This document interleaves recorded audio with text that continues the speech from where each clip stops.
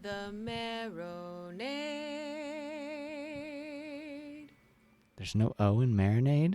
Let's try it one more time. Ready? 1, 2, 3.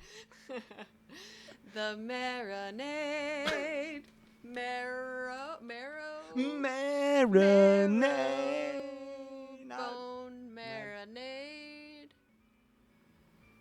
The That's Marinade. The Marinade. With Jason Earle.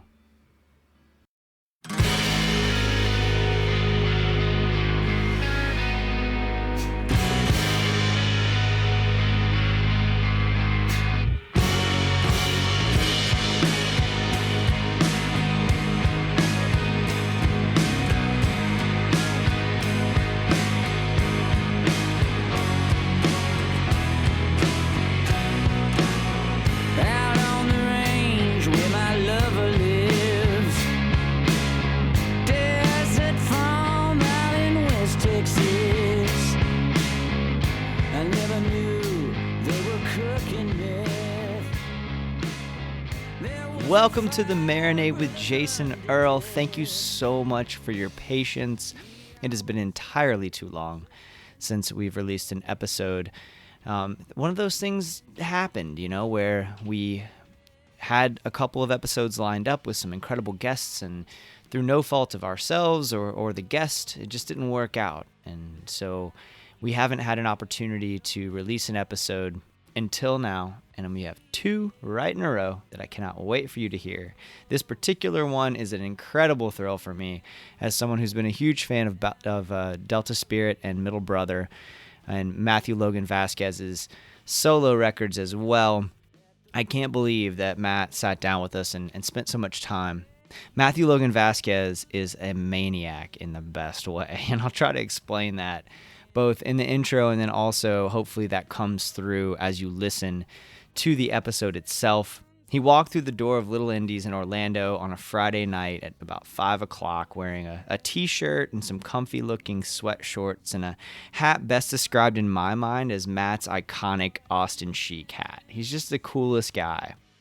He greeted me with this effortless smile, and it was warm outside. We're here in Florida, in Central Florida, and it's pretty much knocking on the door of summer for us. But there's no other quiet place to record really other than outside, and Matt doesn't seem to mind a bit. He spent a lot of his life in Texas, which we talk about a little bit. Austin's a place that gets pretty hot. It didn't seem to bother him, not even sort of, that we recorded in the alley outside of Little Indies, kind of like behind the bar. Where I recorded that episode with Corey Brandon and John Snodgrass, if you've listened to the show, which was one of the silliest episodes and such a fun conversation that we recorded to date. There's kind of this like magic to the space, and it's hard to explain if you haven't been there, but it's just a place where things come together comfortably. And I went on to record an episode later that night with someone else that I don't want to necessarily release just yet, but I'm so excited for you guys to hear that one as well. Matt Vasquez is a singer, songwriter, guitar player. He's best known for his work with the band Delta Spirit. He also makes really incredible solo records, and I got into his music with the project Middle Brother. He had this project with John McCauley of Deer Tick and Taylor Goldsmith of Dawes, where they kind of like wrote songs for the record and played each other's songs and kind of swapped tunes, a buddy record as he describes it during the conversation. So I've spent almost a decade just kind of crying over and dancing to various tunes of his, rocking out every once in a while. He's musically very diverse. I mean, he's a rock singer, but he's a folk singer, and he's a hell of a guitar player. It's really fun to dive into his catalog, and that was part of the interesting part of getting into this particular episode was just doing the research. To sit down with him is such a great honor.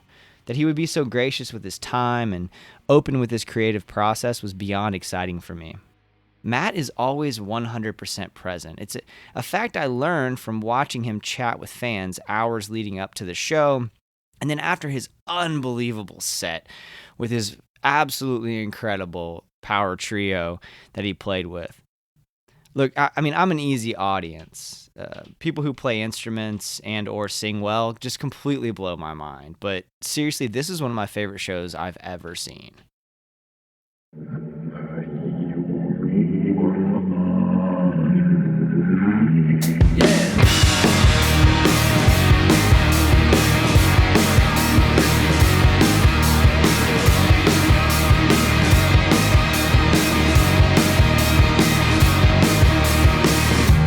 silent sights underneath the stairs, taking notes on electrical bill. It's tough to say where it all went wrong. Let down a second, just singing along. She said, how many shots till the bottom of the bottle?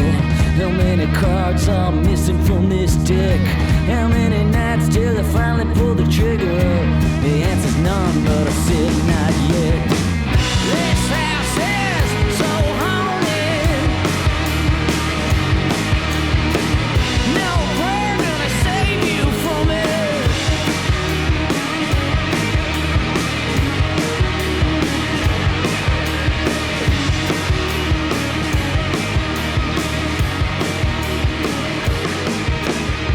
Oh, I don't hear you crying in the bedroom.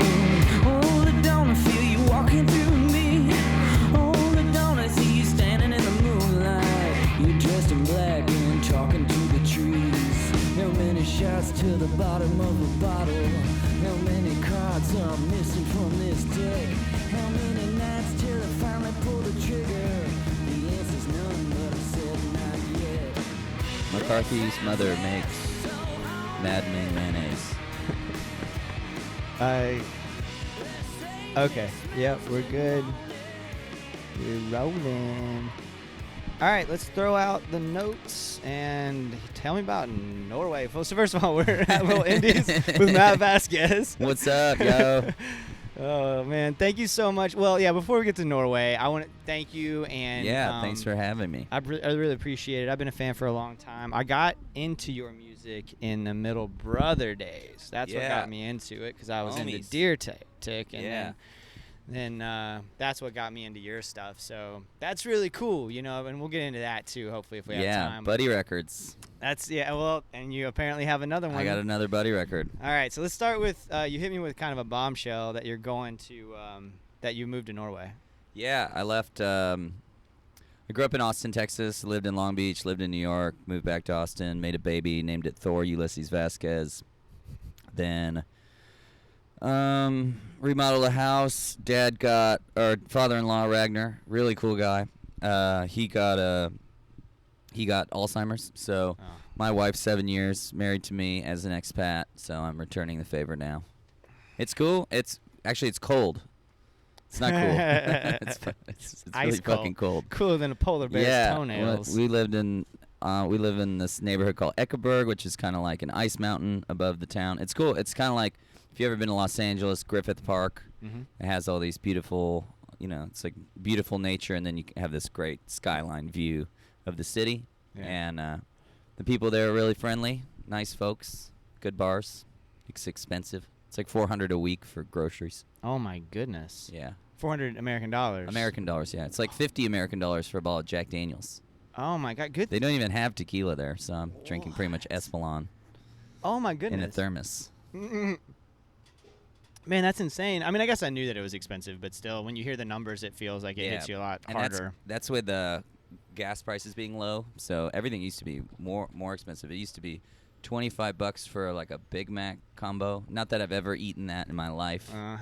But yeah, so now it's now it's gonna go back up. We'll see. So what about you? You were just telling me right before we started recording about how the Texas Murder Ballads, your EP just came out. Yeah, And which was an afterthought, really. Really? Yeah. So I was writing. My wife left the day after Christmas, and I had planned to record in our house, which we've made an Airbnb.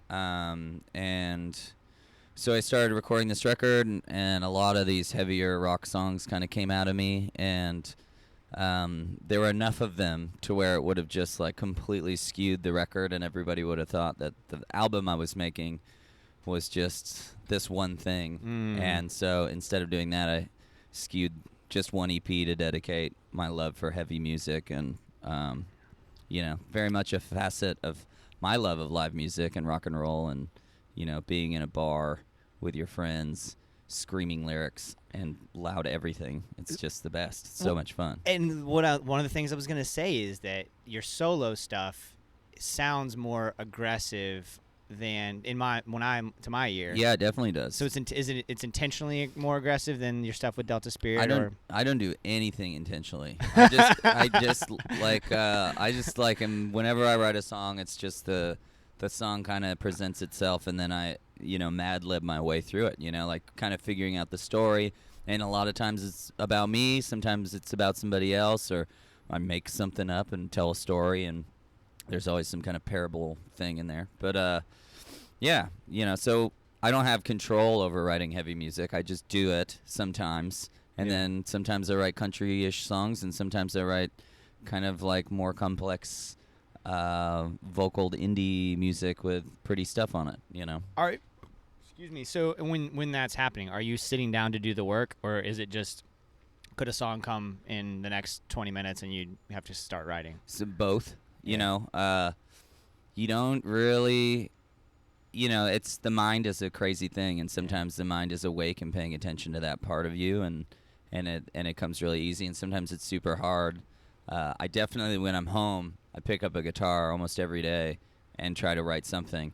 And normally it just sounds like dog shit. Can I say dog shit on a podcast? You can say mother, cunt, fuck. Okay. Anal. I don't really care. Anal, bananas. So,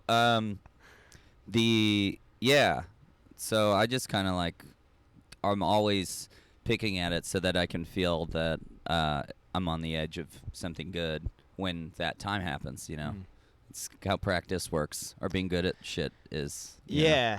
Has it always been like that for you, or like earlier on, where did you find yourself getting frustrated or attaching to outcomes more? I think I wrote a lot of bad music as a youth because I didn't know how to like put Jimmy World's earlier catalog together with Pink Floyd, and then later I learned that is in general just a bad idea to mix those two things up. So I've kind of found the things I like now at my age, and I just try to be me now. And I learned my lessons. I learned just like cliche lyrics and vernacular that's pretty well trodden. I try to avoid it, and sometimes it's just the obvious tool that you have to use, but trying to find the imagery that and metaphor that is different for people to go is nice. Otherwise I'd just be a freaking cover band. Or tribute band. Yeah, and that's an interesting point, because I think like so one of the things I've embarked on recently is sitting down and trying to write stories every day. And sometimes it's coming from, James McMurtry was on my show, and he talked about how it comes from a line, right? So he'll hear a line or think of a line, and it'll come from there. And ever since he said that, I've been doing a lot of that. Yeah. And that sounds similar to what you're talking about, where like you'll have a piece and you'll just kind of see where it goes. Yeah, sometimes I get those. I have one that I'm just sitting on right now. It's summoning the four winds of my alcoholism. And I don't know how to put that. Catechism? I don't know where to rhyme that, but, probably won't end up a thing. Flatulism? Yeah, flatulism and summoning the four wisdoms of my alcoholism. Yeah, I don't know. But, those little things that you hear, Rivers Cuomo is like really like mathematical about it, and he just writes down random stuff like, oh, tell Gina the laundry's ready, like from someone else's conversation, and he'll just drop that in a thing, which is pretty rad idea. It is a rad idea, and I think there's a lot to be learned there. Like I'll do that too. My stuff doesn't turn out like Rivers Cuomo, but me neither. Thank God. Yeah, but I'll sit down and write something, and then like recently, this morning, I wrote a story that was based on something that someone said the other day, and then. But what's interesting about that process is like if I don't know where the hell it's going, I got to get out of my ego, and that's kind of tough. Yeah, totally. Because you got to let go. To that song or that story. Yeah, you can't be afraid to sail yourself down the river in your own tune and not let yourself off the hook. Ever. Yeah. So how much do you say you throw away? Like how often do you mess around on your guitar in the morning and write something down? There's lots and lots and lots and lots of chord progressions and one verse, one hook, but just never found the the ghost wasn't in it yet. Yeah. And when the ghost is in it, then fuck all, I'm in. I want to find it and get to the end of it. And I've wrestled through a lot of those and gotten to the end of the thing, and I'm so stoked, so happy that a song like Blue Eyes came out of that from Middle Brother.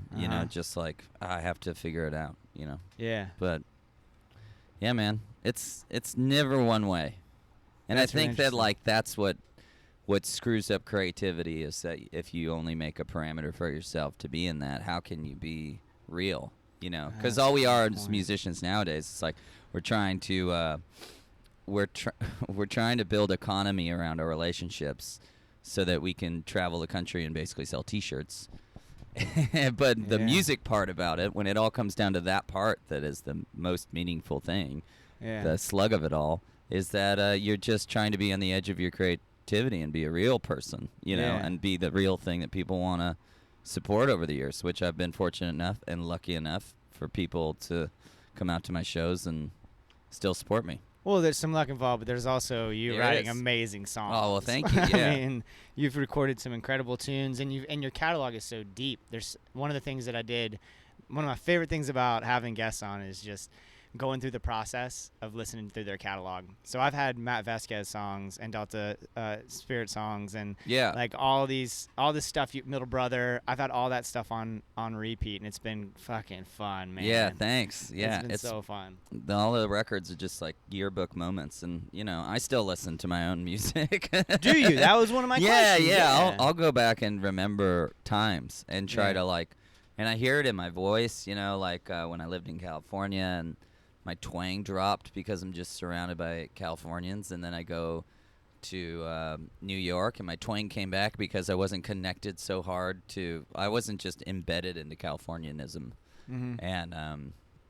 And then when I moved to Texas, it was just done. I'm cooked. So and then twang is here. And then the all Norwegian record that inevitably is going to come out. Yeah. I'm just gonna write about mushrooms and fairies and trolls and Vikings and stuff. All right, so let's get into that. And oil. You mentioned microdosing. Yeah, I did. So I had I'm a person that I'm the stigma of that stuff doesn't really exist with me because living in Austin, Texas in the 90s. I dropped acid at a very young age, 14. So, which arguably I would never, someday if this is unearthed to having my son listen to it, I can't imagine someone doing that, but I did it, and it was, I did like a tab here and there, and then it was really neat, when you have all your source of idealism that doesn't have this negative like you don't have that negative side yet. Yeah. You know what I mean? You don't have that the worry of finances or the worry of anything. It's just you're a kid, it's summertime, or it's Bob Marley's birthday. And you're swimming in your friend's swimming pool and the moon is full and you're with your best friends, like that time was cool, but then that's what also sent me to California. I dropped 5 tabs of acid and got sent to California to live with my dad. So that's what that all started. So I get the stigma and all that stuff, but at the same time with the mushrooms thing, I've done those, and at lesser, like I've never taken like a full heroes situation. I just pick a little bit of this and that, and with the microdosing, it was just like so seasonally depressed, and I had like just a stem or like a third of a cap or something like that, not enough to even perceive that you're high. I took a little more than I did. All right, I did a little bit more to where I did feel that one day, and I did notice that the difference was in me was that I was able to recognize the things that were giving me anxiety, and I was able to, because of the low dose, you're so in control that it's just basically like, oh, I recognize this thing is giving me anxiety and I feel uncomfortable, and I want to turn to the thing that I'm going to the task that will dig me out of this stack of things that I have to take care of. I'm just going to focus on this one task, and I know that that's going to be the healthy thing to help me out. It's cool. What? That's what it did. In conjunction with therapy, or just that's no, what it just that. Yeah. No way. Yeah. I asked that because I'm in therapy for anxiety. Yeah. Well, that was cool for me, but I don't, I've had, I've been on Zoloft and stuff as a kid, and I'm more phobic. There's more stigma for me about medication and stuff. And I've been through therapy and counseling and stuff. Obviously, one would need to if you saw the devil at 15 in an acid trip. So you need to go talk to somebody. And, Probably the devil. Yeah. So I that all found, a lot of those lessons from therapy really, I still lean back on that stuff where it's like, that it's such a dumb question that somebody asks you, like, well, how do you feel? Or having a safe person. Safe people are worth their weight in gold. And sometimes you just can't weigh down your friends and your community down with how sad you feel. You know what I mean? Sometimes you just need a safe person to talk to that can walk you through the dark shit in your mind, because you get in that fucking loop. And it's like, you don't need to be. You can just, like, look up, take a breath, listen to some chanting. I don't know, whatever gets you there. Right. And it's, man, that stuff has been so helpful. And I have more than anything, I've just had the most supportive wife. And, like when I was feeling really dark, I was just telling her, I was like, Martha, I love you, and I'm not okay. But I will be okay. Yeah. And, it's like this Norwegian time, and it's just been, when I tour and been on the run so much, and, we just bought this house, and we were living with my mom for a while, and it's like finally got to a point where we were steady, and then it was like, Dad's sick, gotta move, here we go again. Here's another year or two of like, rah! Right. And doing the real grind touring, and so it's, I'm gonna find my way there. There's great musicians, there is great food, and there's culture there. It is a world city. It's a very white world city without Mexican food. Yeah. Or like the understanding that you put cilantro and raw onion in your it's not ketchup, like Right. You use the skin of the tomato and Yeah. Well, how much I this miss Mexican place- foods. Well, I it's bet, to and say. that's the thing. Anytime I travel in Europe, and I don't mean this disparagingly, it's different, and I'm okay with that. But anytime I'm in Europe in general, and I haven't been that far north, but I lived in Holland for a while. Sure, and love it's the just Dutch. like, and it's just I miss the hell out of black people though. Yeah, Like, that's or the big Mexican thing. people, Yeah, or dude. Mexican people. Yeah. You can see Africans, not Yeah. African Americans, but you do not see Yeah. Mexicans. And maybe you see like one, and they're from Mexico City, and they're like, they're not American, like they're not Chicanas, like you know what I mean. And that's also another thing for my family, like Christmas with tamales and all that, and tamale pie, chili rellenos, like potato tacos. Yeah, You know what I mean? Like just stuff like that, yeah. like, and just those smells. And they have I'm growing cilantro, a struggling cilantro plant in my window right now, just so I can sup up my eggs, But there's Right. no corn tortillas. Yeah, but just like seeing those types and how warm Chicanos and black people are, like just that mix is the mix I'm used to. Right. And it's a different mix, man. You have Turkish people, you have Kurds. Yeah. So cool to like meet a bunch of Kurds. They're all Yeah. really vibey, cool people, and I love Turkish food and that whole thing, and Right. yeah.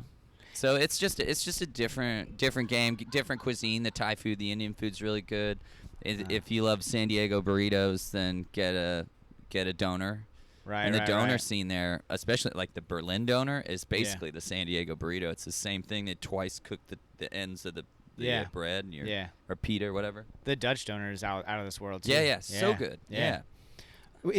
Has that space?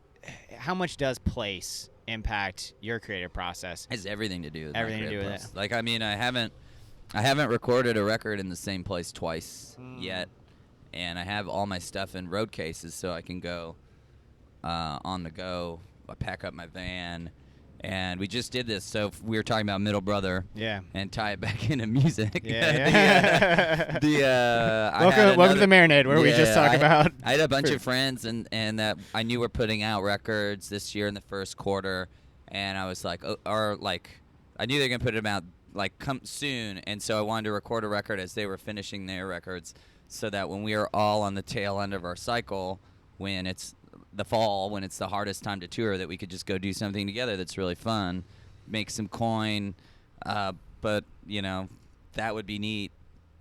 But and in turn have basically like throw a house party for a week, which is what we did. I looked up Santa Fe, New Mexico with jacuzzi, found it, and then had vaulted ceilings, and we brought all our gear in, and it was Adrian Casada from Brownout. He's from Grupo. He started a new band called Black Pumas.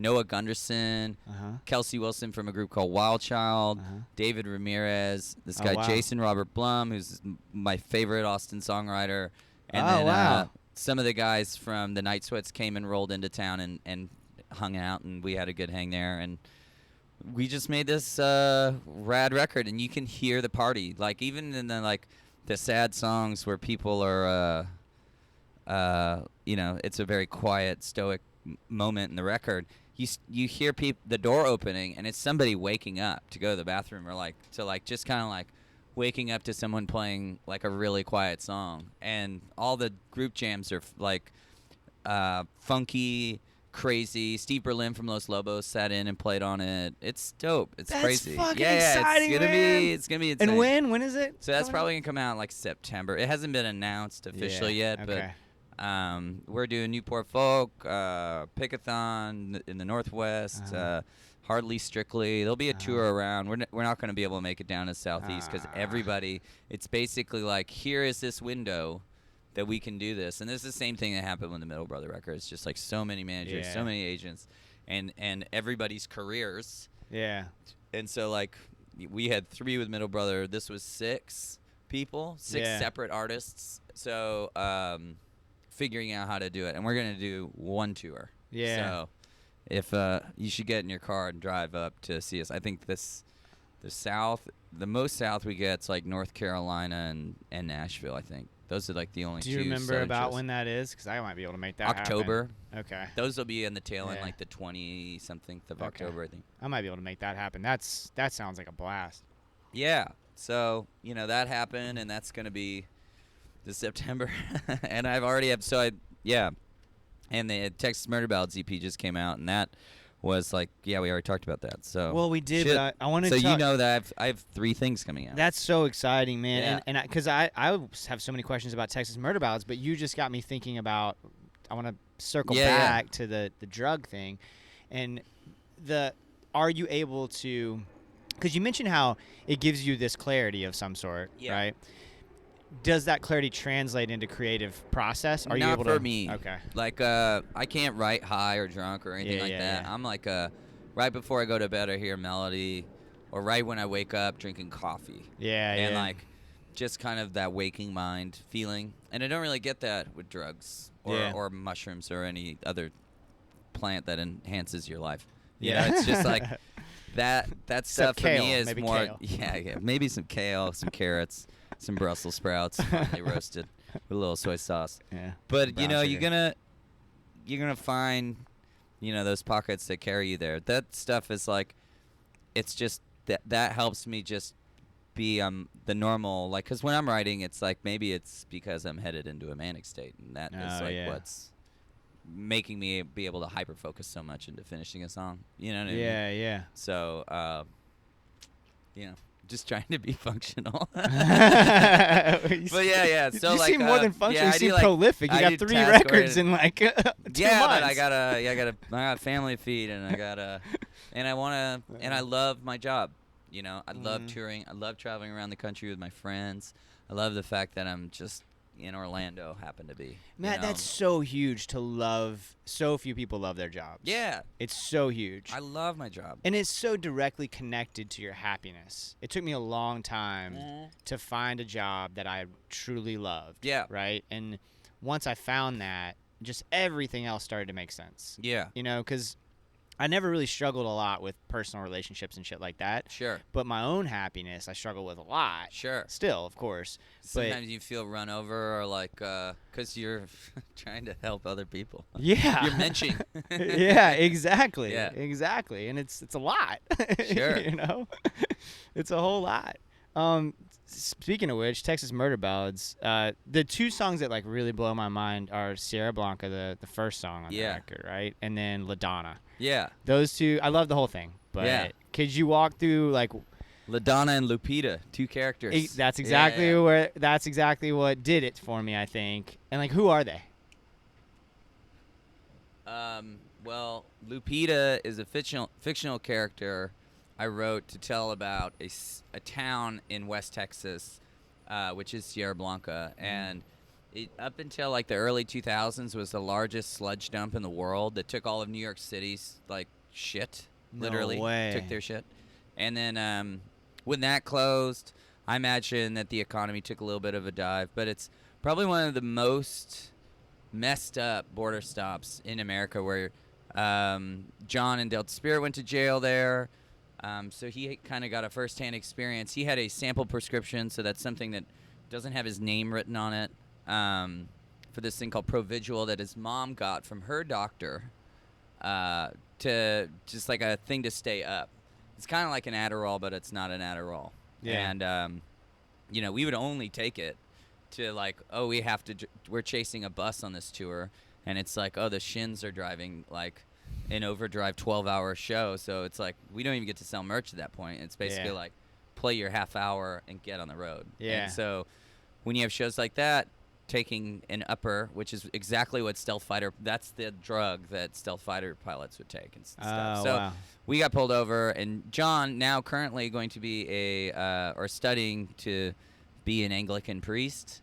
He, which is a beautiful thing Wow, for him, yeah. and it's cool. Interesting. And he's, so they found that like next to like the Flowers of Assisi, St. Francis' biography and his Bible.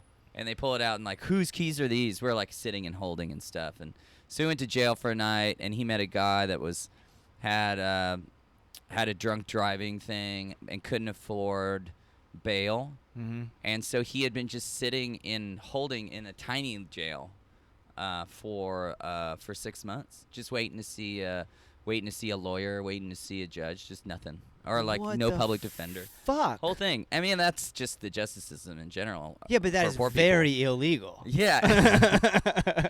Yeah, and John's search and seizure debatably is constitutional, and they ended up throwing it out, but it cost them like $5,000 Sure. and the bail and everything. And of course, we're not going to let our friend rot. We got a tour Yeah. to get on. We were supposed to be out with Not a Surf, so we missed our Dallas Not a Surf show and had to like. Fuck.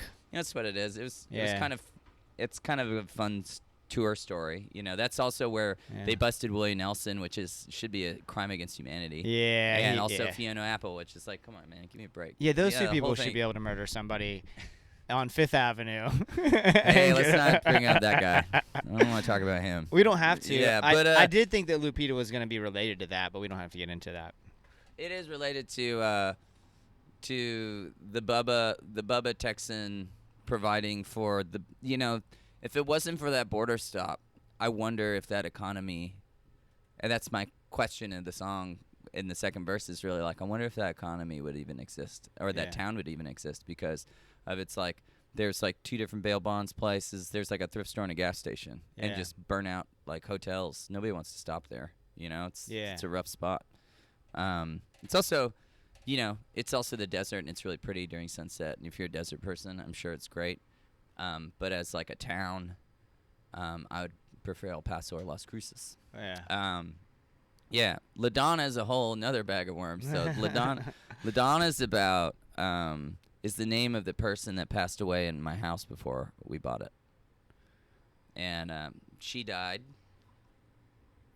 and like people die, and Sure. I'm alone in this house, and she died in the house. So it's just like me talking to her, and she has like a ghost Facebook page. So I found her Facebook, and she died a few years ago. So Jon Stewart was still on the air. So it's like, she loved Jon Stewart and Bill Maher. She's a creative writing teacher. Turns out it's my friend's English teacher from high school. So yeah. Whoa. It was just weird, and I really liked her. Yeah. And if I could pick a ghost, it would, it'd certainly not be a shitty racist jerk. Yeah, yeah, she was yeah. pretty rad progressive Texan, and Right. to where there's certainly plenty of us in Central Texas in the hill country and all that, and it was just cool that was if there is a ghost, that would be, which my mom like believes. But What about you? nah.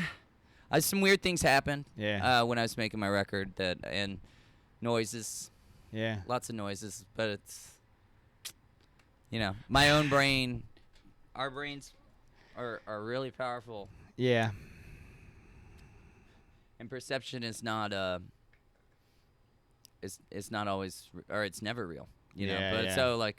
so for my perception of it, I had some experiences where I was like recording and I was so alone, man. I was by myself in the woods in Texas. Yeah. I like said, hey, I finished this song. I was really proud of it. I didn't have anybody to talk to.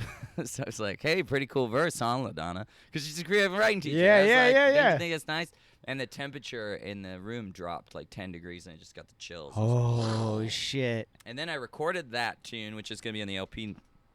And I recorded that song, like, I was like, okay, I'm going to make a demo of this. I'm going to wake up, and I'm going to finish this when I'm, like, really into it, that I know I can just make the performance. And, so I can do 2 takes, and it's done. Yeah. And so I did my rough through it. I sat down, I'm watching TV, and just kind of, like, getting ready to go to bed. And the microphone, my like $6,000 Neumann microphone, just falls down out of nowhere. Like just knocks over, breaks the mic. I have to like repair the mic, and I'm sitting there, and I end up cleaning the capsule and like taking care of the mic and fixing it. Yeah. And then it was kind of being dull, and then it never sounded better, which is kind of crazy. So it's either like, hey, fucker, finish the song, or, let me help you out. And you don't believe in ghosts? No. Not necessarily. I don't know. I don't know, man. I'm pretty skeptical of all that stuff. That sounds but like I the heard real some, deal. like some noises. I got hay fucked in my sleep. Like when you have like those waking scream dreams. Yeah. I just had a weird one where she was on top of me and I didn't like it. Dude, I'm not sure I believed in ghosts until that story. Like It's now weird. those stories. Yeah, now it's I weird. kind of might. My mom has weird ones with my grandma Vivian. And, she lives in the house that she passed away in. So my grandparents, she has that house. All of it sounded ridiculous to me until I read a book called Many Lives, Many Masters. Yeah. And it's basically this therapist who hypnotizes a patient. Yeah. And through that process, she discovers her past lives. Yeah. And then there's just all this stuff that comes out of that. Sure. Which made me just completely open my mind to. But can't that be like the recessed, undeveloped, ununderstood part of our subconscious, like the parts that are like when I have a dream. I had a dream 2 nights ago, and it's the best dream I think I've ever had, where it was like Martha and I, my wife, we were at like an event. It could have been our anniversary. It could have been our son's wedding. It just was like a thing, it's like a moment where family's all around, everything's great. There's like a dance circle, and I'm dancing with Martha, and I'm looking at her, and she's older and I'm older. And we're both like crying, and we're just so happy, and it's just this like amazing, beautiful thing. It hasn't happened yet. Maybe it will happen. Maybe I'll die, like on this tour. Yeah, I hope not.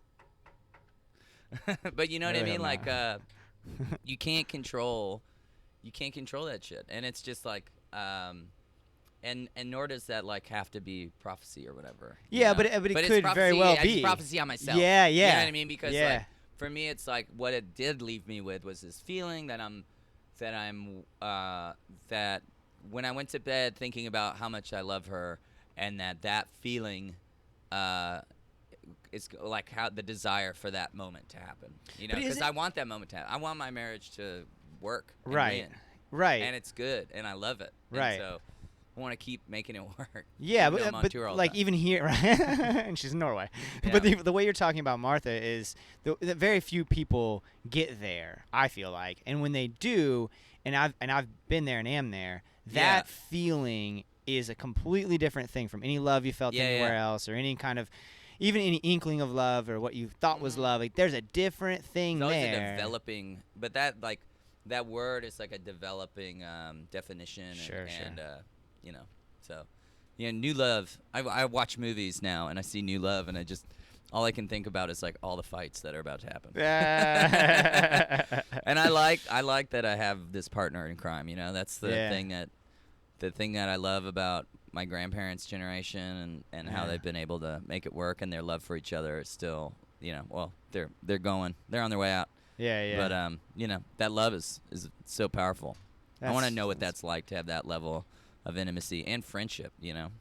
Well, and I think that those have to go hand in hand, right? Like that, and it's hard to learn that early on, or at least like in the idealized version I had of relationships early on, they were just like hot and lusty, and which is still good and important. No, you know. I mean that's but, what got me interested in the first place. Yeah. Hot Scandinavian woman. Yeah.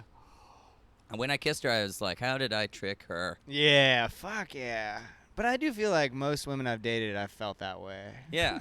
You know, like what? Well, women are beautiful creatures, you know, and lots of people can get on with lots of people. That's, I think, like, everybody's capable, especially of that new love part.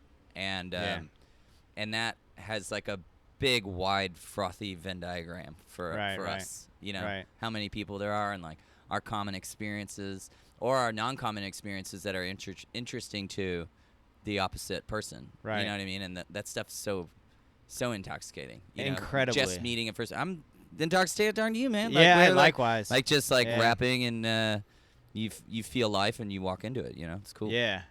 And then are there things that, and it doesn't necessarily have to be Martha specifically, but are there things that with the people in your life right now, that you're feeling that appreciation for something that you don't really do necessarily? Like, for example, my girlfriend's an artist and she paints and she does film editing and all these things I can't really do very well and never have tried to do very well. But then for me, it's writing, you know, and so she's very attracted to the fact that I can write so well. I'm very attracted to the fact that she paints so well. Yeah. You know, like, who are those people that... Well, Brandon, who plays bass with me, I can't write. I can write a song. Interesting. You know, I can't form a paragraph to save my life. That's interesting. Punctuation is my enemy. Yeah, your Spelling is my emails. enemy. I'm a phonetic person. Your emails don't have a lot of punctuation. Yeah, it's just like blah, blah, blah, blah. Yeah. Or they're run on or sketched. Yeah. So I don't know where to put stuff. And that's partly attributed to my public education, and I'm sure I could work on that.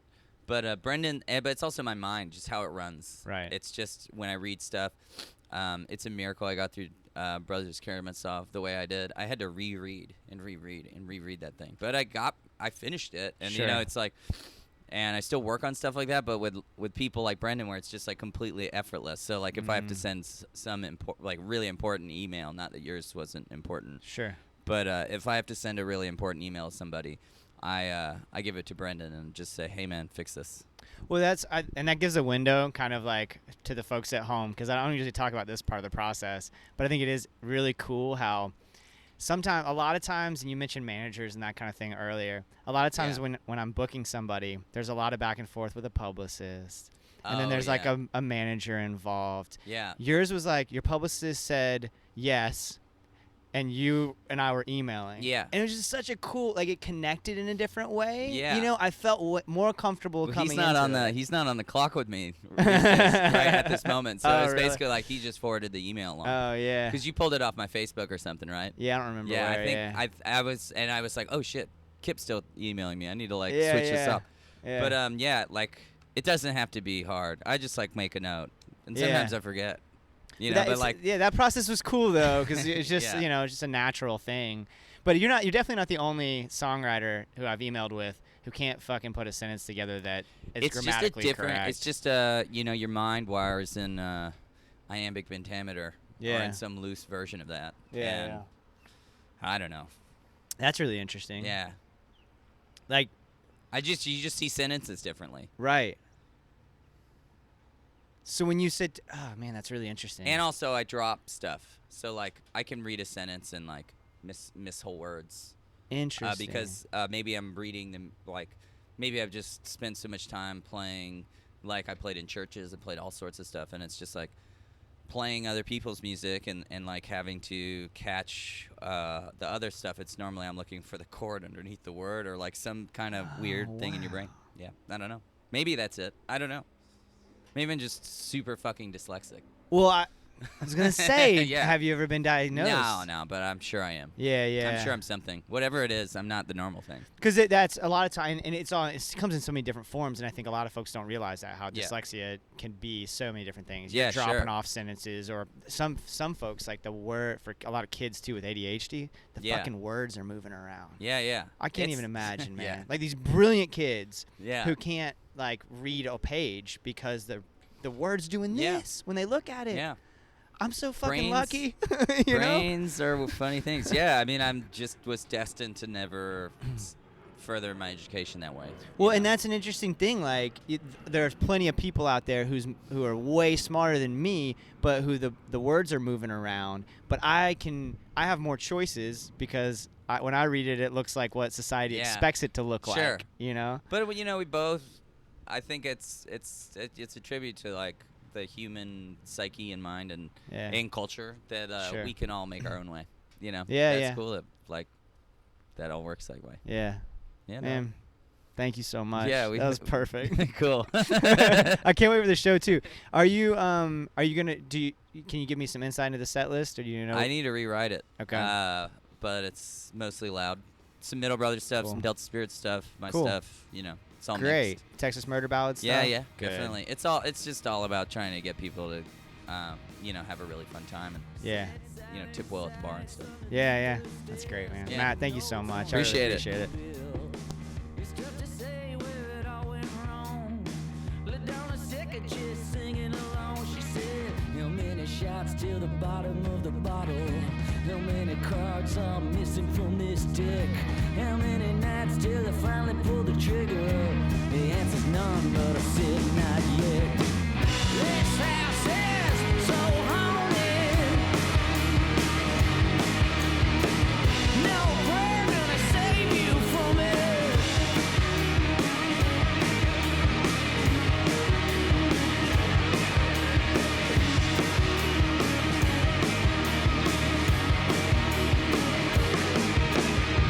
Oh, I don't hear you crying in the bedroom. Oh, I don't feel you walking through me. Oh, I don't see you standing in the moonlight. You're dressed in black and talking to the trees. How many shots to the bottom of the bottle? How many cards are missing from this deck? How many nights till I finally pull the trigger? The answer's none, but I said not yet. This house is so haunted. The sage smells demonic.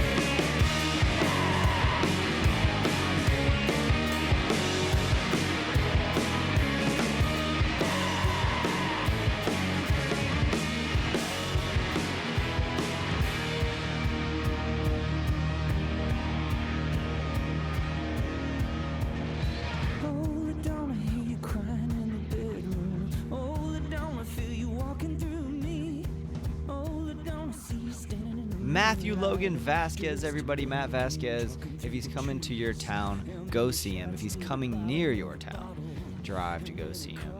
That show was like $12. I mean, you could go see somebody that good, that skilled, that accomplished for almost nothing, and it's unbelievable. And you look at the group that he has playing with him: Thorpe Jensen opening for him, T. Hardy Morris, who was in Dead Confederate, one of my all-time favorite bands, now defunct. Just unbelievable what he's doing right now, and it's so exciting to get to have some time with him and talk about his creative process. I've really been marinating on what he had to say. So grateful for that opportunity. Want to give a shout out to the folks who reached out and got stickers. We still have a few left, so if you like the show and want to support it, please send us an email at marinadepodcast@gmail.com or send us a direct message on Instagram like High Life Zach did. Thank you, Zach, for your support of the show. Send him a couple of stickers. Twitter, we're on Twitter and available there. You can reach us pretty much anywhere. Facebook as well, at Marinade Podcast on Twitter, at Marinade_podcast on Instagram, where you can also find some of my short stories, most of which are based on real artistics work. My partner in this world, Chris Osborne, who's doing just amazing things every single day, and I'm so grateful for that. We are buying a house. Unbelievable experience. We are rooted now in Orlando in a major way, and it's been such a pleasure to go through that process. It's not done yet, but we're almost there. Thank you guys so much for listening. Cheers, y'all.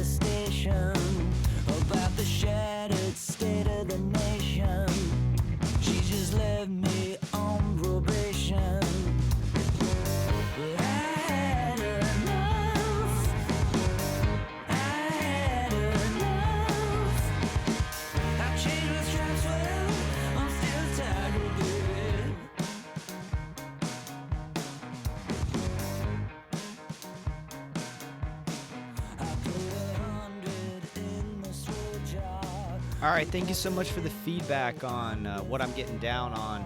Obviously, I've listened to a ton of Matthew Logan Vasquez recently. Delta Spirit, Middle Brother, his solo stuff. I've been listening to Thorpe Jensen's incredible record Odessa quite a bit.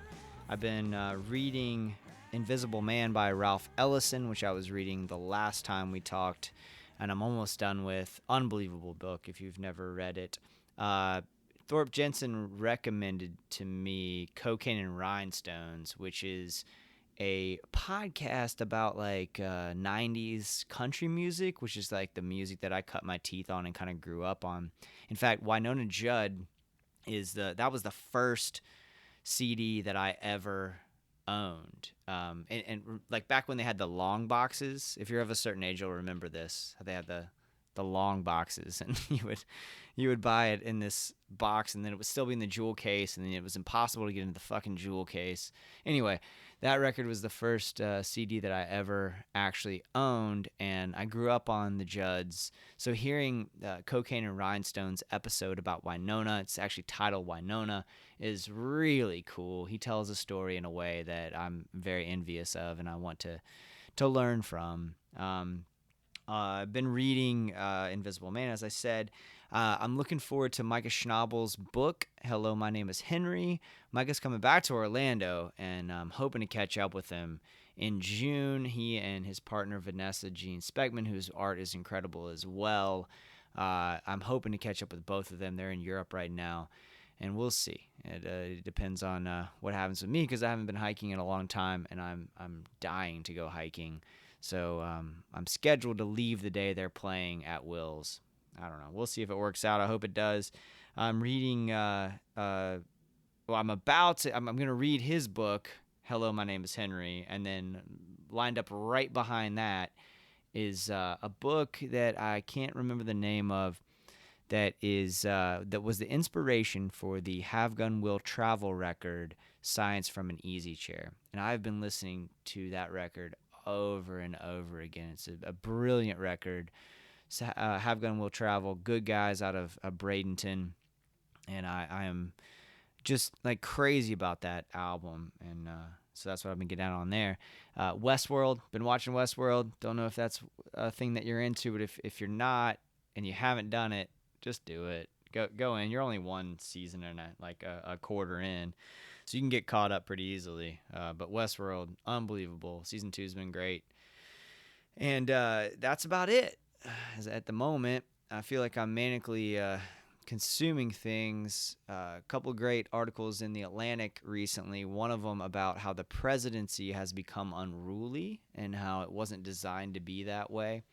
The idea that presidents were not supposed to run the country. That wasn't really the thing. Congress was really supposed to run the country, but the president was supposed to almost be more ceremonial and, be an executive. I mean, the CEO of GE doesn't really run GE. They make the big decisions, and that's about it as I oversimplify management. But it's interesting to think about how many departments have been created, how thick the bureaucracy is now, and how if you get someone like our current total mess of an executive in office, that it's not dangerous yet, but it could get dangerous in a heartbeat. And it's not his fault necessarily, because this whole thing's been set up for many years, and that's one of the things the article addresses, is the fact that this goes all the way back to FDR. Really, really interesting to think about the role of the presidency. Thank you guys so much for listening. Check us out, marinadepodcast.com. Working on that, continuing to get that better. A lot of really cool developments happening, and I'd love to send you guys some stickers. I still have about 40 or 50 left, and I'd love to send you some if you want to. Send us an email, give us your contact information, send us a direct message, and we'd love to do that as well. Thank you so much. Cheers, y'all.